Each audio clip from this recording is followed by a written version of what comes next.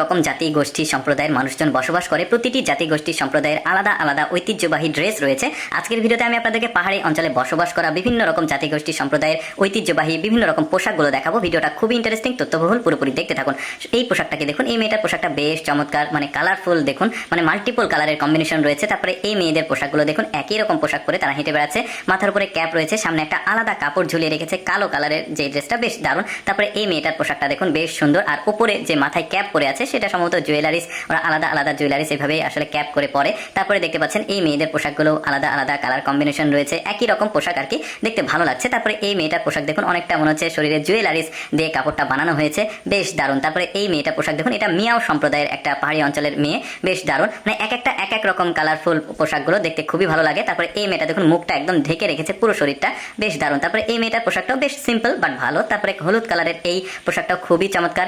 এই মেয়েটা একটা ক্যাপ পরে আছে দেখা যাচ্ছে। তারপরে এটা দেখুন একদম হাত পা সব ঢেকে আছে, বেশ চমৎকার। এই যে মাঝখানের মেয়েটা বেশ দারুণ। তারপরে এই মেয়েটা নেচে দেখাচ্ছে, মানে এরা কিন্তু বিভিন্ন রকম জাতি গোষ্ঠী সম্প্রদায়ের মানে মানুষ। তো মেয়েদের পোশাকগুলো আমি দেখাচ্ছি আজকে, আরেকদিন ছেলেদের পোশাকগুলো দেখাবো। তবে একটা ব্যাপার এখানে নোট করা ভালো, যে এগুলো সবই আসলে আমাদের বাইরের দেশের পোশাক, মানে আমাদের দেশের পাহাড়ি অঞ্চলের মেয়েদের পোশাক না, এগুলো বাইরের দেশের পাহাড়ি অঞ্চলের মেয়েদের পোশাক। দেখতে ভালো লাগছে।